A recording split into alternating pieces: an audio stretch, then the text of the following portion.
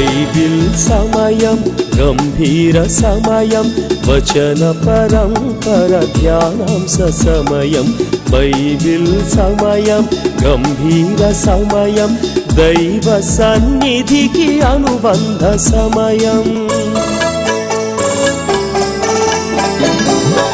ఎల్లరూ లేని సమాజానికి ఉన్నత పదమే బైబిల్ సమయం ప్రార్థనా సహవాసానికి సన్మార్గ సరళి బైబిల్ సమయం బైబిల్ సమయం బైబిల్ సమయం బైబిల్ సమయం బైబిల్ సమయం. This program is sponsored by Brother M. David Ratnakumar from Demadolu, West Godavari district. May God bless him and his family.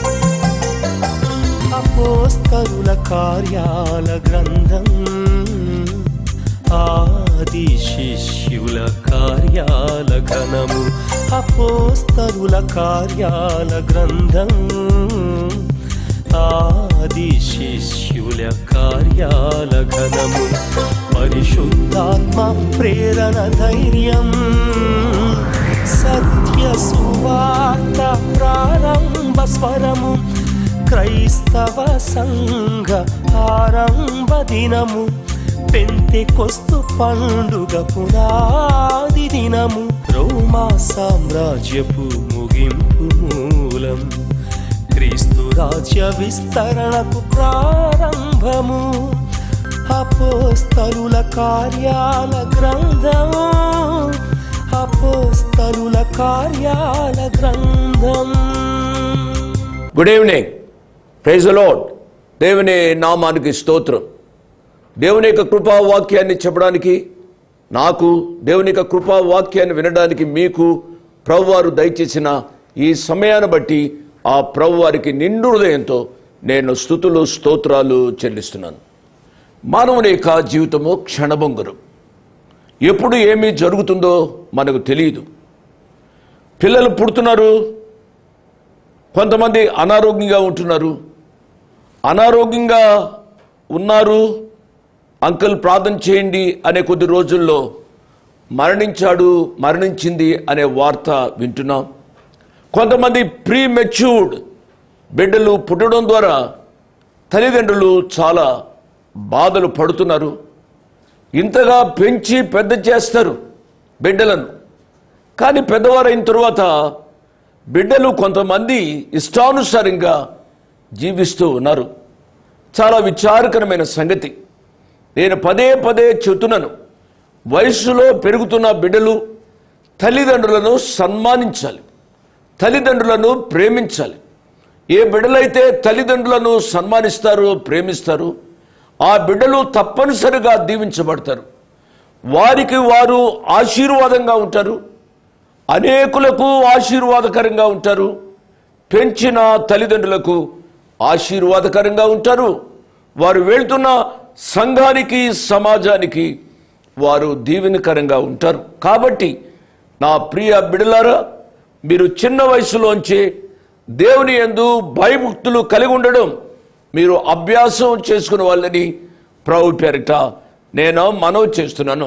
అమ్మా, వివాహం అయింది కదూ, మీ యొక్క సంసార జీవితము ఏ రీతిగా ఉంది? ఏమి సంసారం అంకుల్? నన్ను అర్థం చేసుకోడు.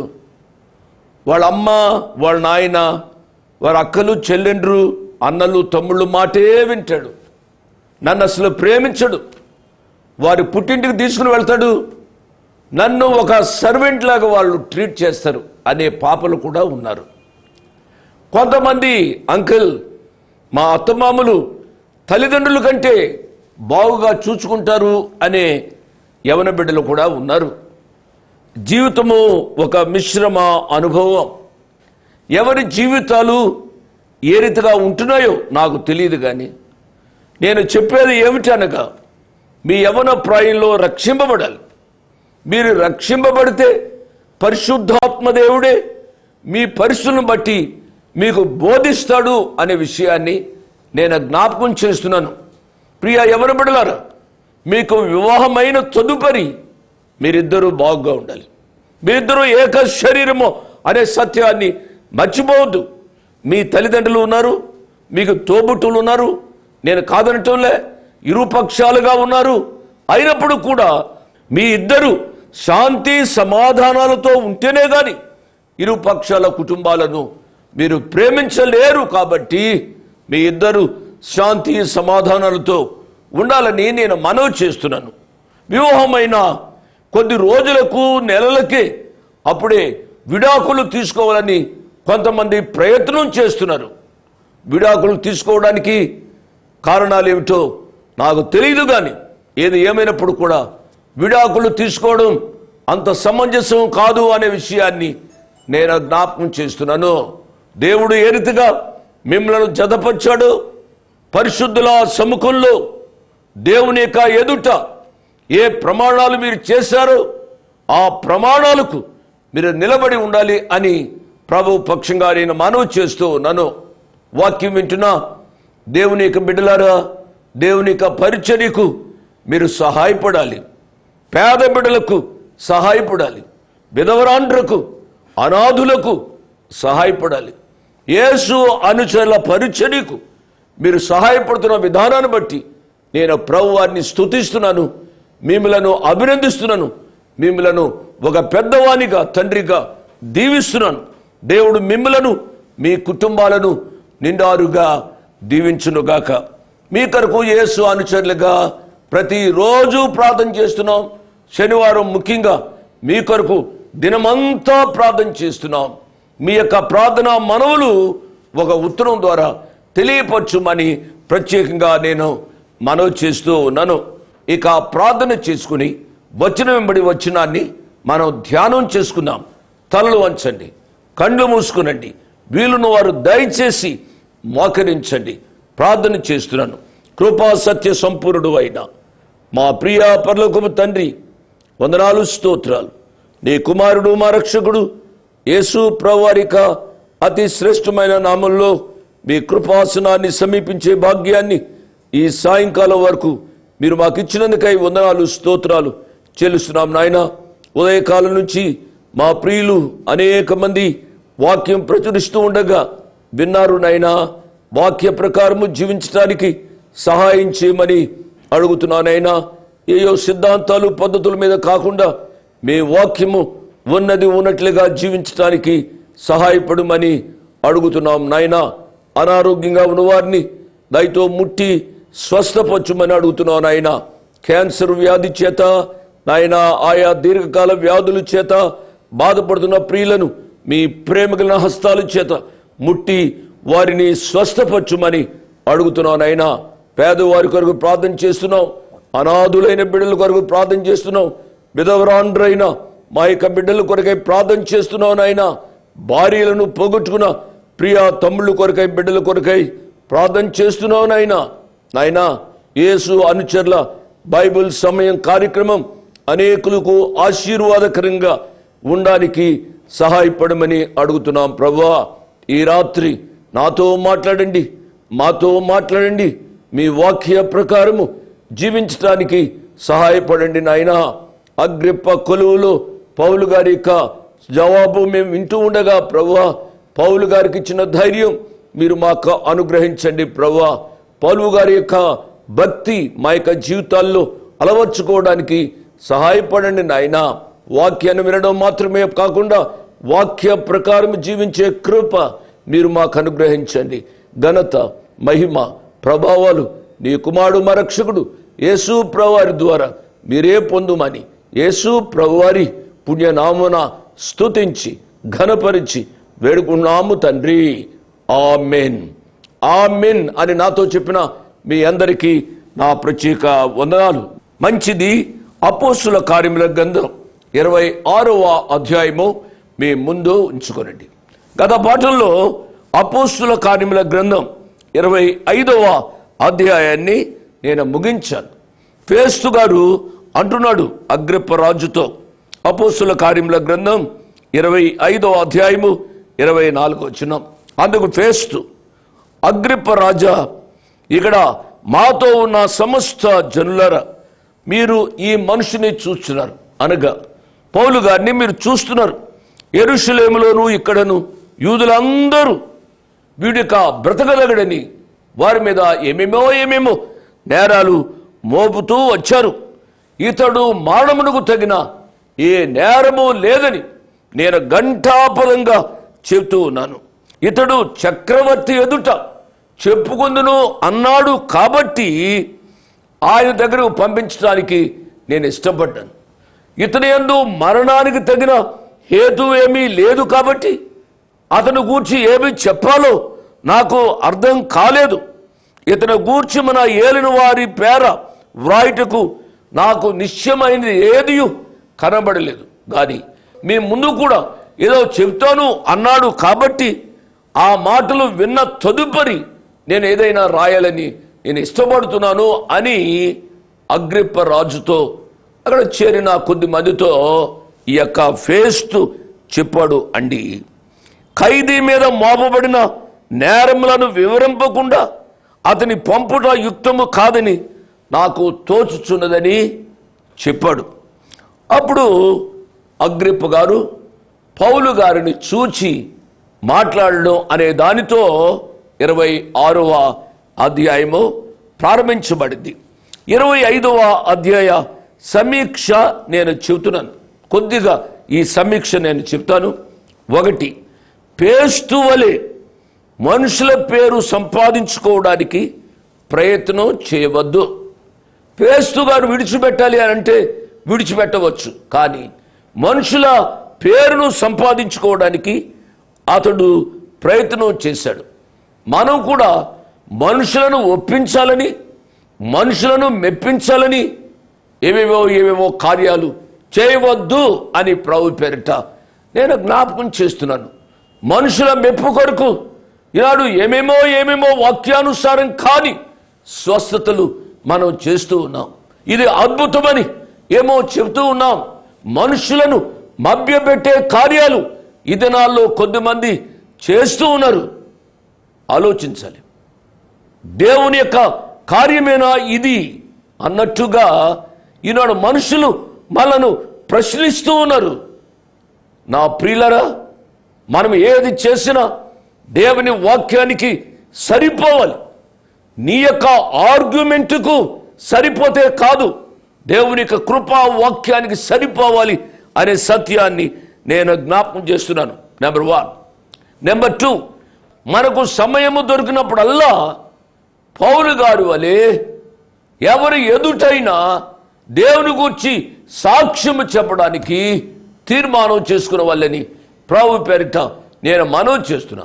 పౌలు గారు రాజుల ఎదుట, అధికారుల ఎదుట, ఇశ్రాయేలు ప్రజల ఎదుట, తనకు శత్రువులుగా పనిచేస్తున్న వారి ఎదుట దేవుని వాక్యాన్ని ధైర్యముగా బోధించాడు. అవును, మన యొక్క జీవితాల్లో కూడా దేవుని వాక్యాన్ని ధైర్యముగా బోధించే అనుభవంలోనికి రావాలి. మనుషులను మెప్పించాలని, ఒప్పించాలని కాదు మనం దేవుని యొక్క వాక్యాన్ని బోధించేది. మన యొక్క బోధ ద్వారా, మన జీవిత సాక్ష్యం ద్వారా దేవాతి దేవుడు ఘనపరచబడాలి అనే అనుభవంలోనికి రావాలని ప్రభు పేరిట నేను మనవి చేస్తున్నాను. ఒక మాట చెప్పి నేను 26వ అధ్యాయంలోనికి వస్తానండి. దేవునికి భయపడువాడు మనుషులకు భయపడు. మనుషులకు భయపడేవాడు దేవుణ్ణి లైట్గా తీసుకుంటాడు. మనం మనుషులకు ఎన్నడూ కూడా భయపడకూడదు అనే విషయాన్ని నేను జ్ఞాపకం చేస్తూ ఉన్నాను. ఇక 26వ అధ్యాయంలోనికి మనం రావాలి. ఈ అధ్యాయంలో పౌలు గారి యొక్క గంభీరమైన సాక్ష్యం లిఖించబడింది.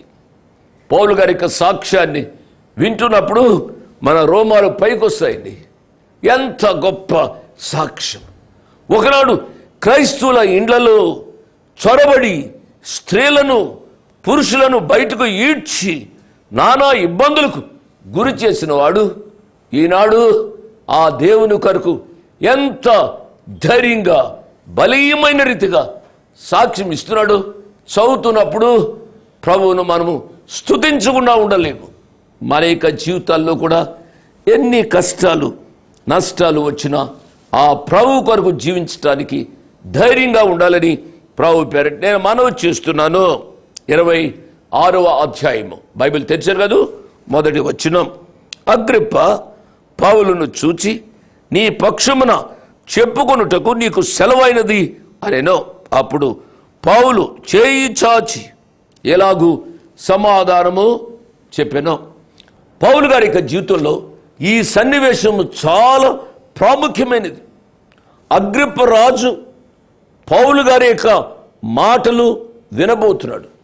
అగ్రిప్ప రాజుతో కూడా తన భార్య ఉంది, అధికారులు ఉన్నారు, చాలా ప్రాముఖ్యమైన ప్రజలు ఉన్నారు, ఫేస్తున్నాడు. కాబట్టి ఇది మంచి సమయం పౌలు గారికి.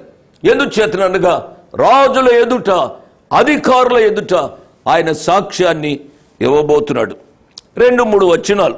అగ్రిప్ప రాజా, తమరు యూదులలో ఉండు సమస్తమైన ఆచారములను వివాదములను విశేషముగా ఎరిగిన వారు గనుక యూదులు నా మీద మోపిన నేరములన్నిటిని గూర్చి నేడు తమరి ఎదుట సమాధానము చెప్పుకునబోచున్నందుకు నేను ధన్యుడినని అనుకొనుచున్నాను. తాల్మితో నా మనవి వినవలని వేడుకొనుచున్నాను. పౌలు గారు చాలా తెలివైన వాడండి. ఎంత చక్కగా మాట్లాడుతున్నాడో మీరు ఆలోచించాలి. అగ్రిప్ప రాజునకు యూదుల యొక్క సంస్కృతి, ఈ ధర్మశాస్త్రము బాగుగా తెలుసు. చాలా తెలివితేటలు కలిగిన రాజు, ఇతడు కూడా విద్వాంసుడు. ఇటువంటి వ్యక్తితో మాట్లాడడానికి పౌలు గారు ఎంతో సంతోషించారు. పౌలు గారు కూడా ఎంత చాతుర్యంగా మాట్లాడుతున్నాడో ఈ భాగం చదువుతున్నప్పుడు మన హృదయాలు పులకరిస్తాయి. దేవుని నామానికి స్తోత్రం. అగ్రిప్ప రాజునకు మోషే ధర్మశాస్త్రము తెలుసు. పౌలు గారికి కూడా మోషే ధర్మశాస్త్రము తెలుసు. నా మాట వింటున్నారా?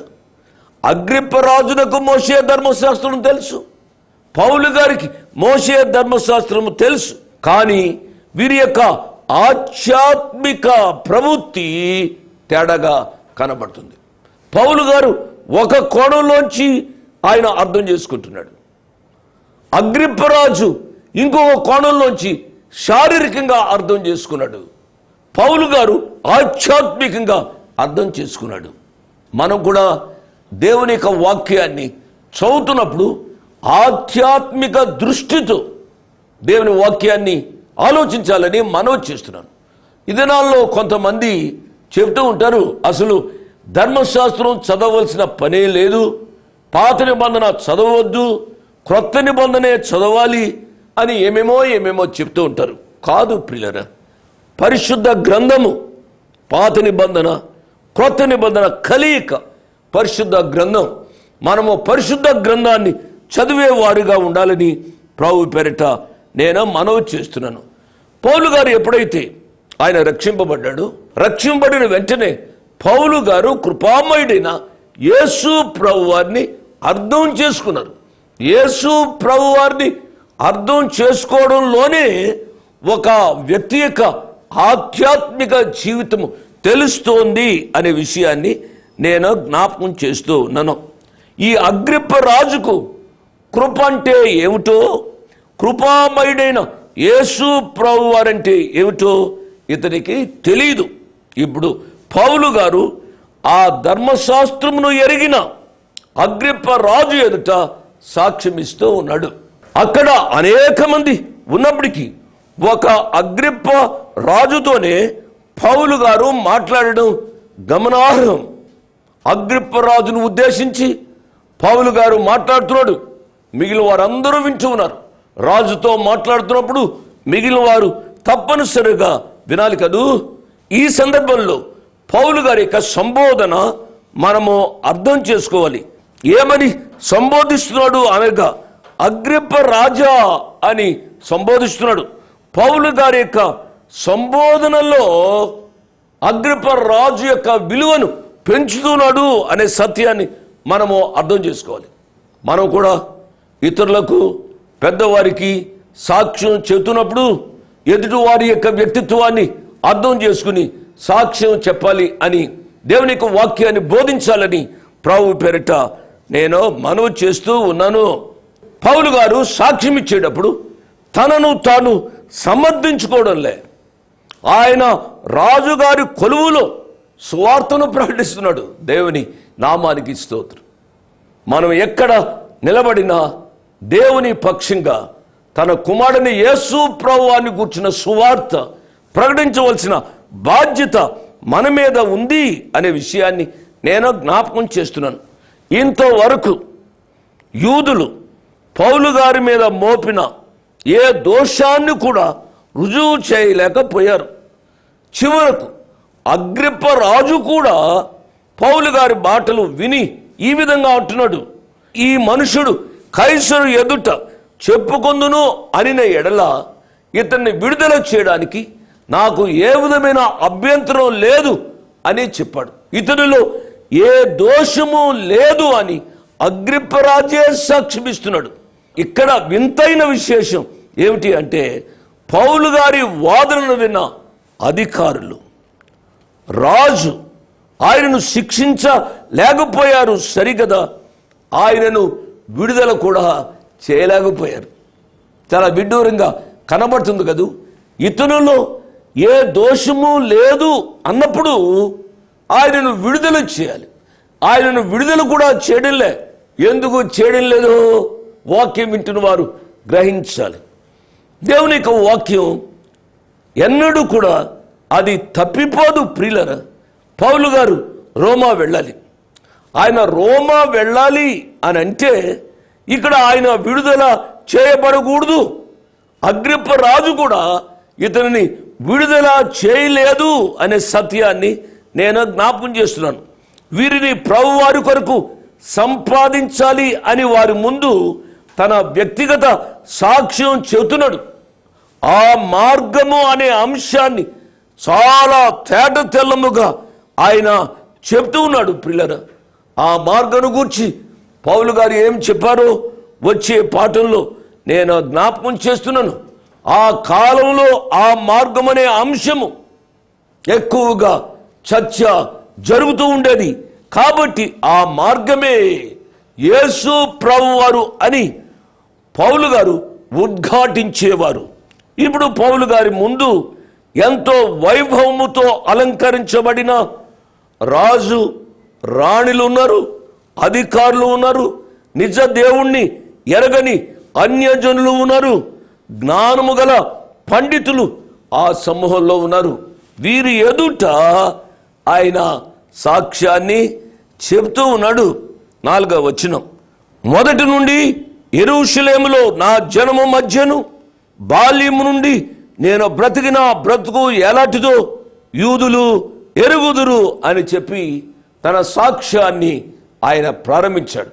ఆయన సాక్ష్యాన్ని ఆ రాజు రాణి అధికారుల ముందు ఏ రీతిగా చెప్పాడో, తదుపరి విన్నవారు ఏ రీతిగా సాక్ష్యం ఇచ్చారో, ముఖ్యంగా రాజు ఏ విధంగా సాక్ష్యం ఇచ్చాడో వచ్చే పాఠంలో మనము ధ్యానం చేసుకుందాం.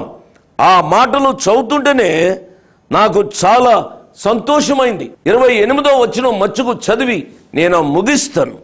అందుకు అగ్రిప్ప, ఇంత సులభముగా నన్ను క్రైస్తవుని చేయ చూచుచున్నావే అని పౌలుతో చెప్పెను.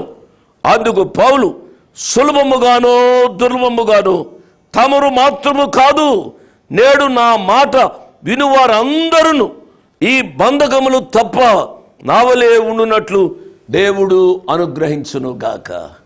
దేవుని నామానికి స్తోత్రం. అగ్రిప్పరాజు చెప్పిన సాక్ష్యం వింటున్నప్పుడు మన హృదయాలు పులకరిస్తాయి. మన జీవితాలు కూడా ఎక్కడ ఉన్నా ప్రభు కొరకు సజీవ సాక్షులుగా ఉండడానికి మనం తీర్మానం చేసుకున్న వాళ్ళని ప్రభు పేరిట నేను మనవి చేస్తూ ముగిస్తున్నాను. దేవుడు మిమ్మల్ని అందరినీ తన కృపా వాక్యంతో నిండారుగా దీవించును గాక. ఆమేన్.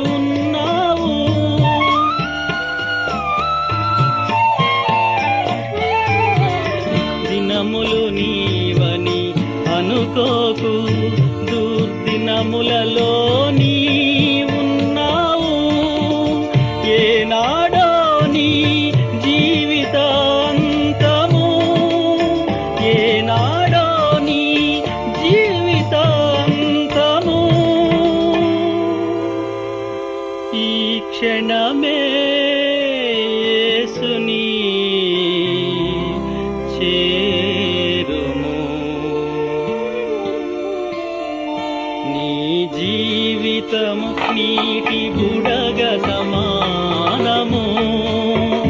నీ నివాసము అశాశ్వతము, మరి ఎందుకు నీకి ప్రయాసము? ఈనాడే తెలుసుకో ఈ నిజము, నీ జీవితము నీటి బుడగ సమానము.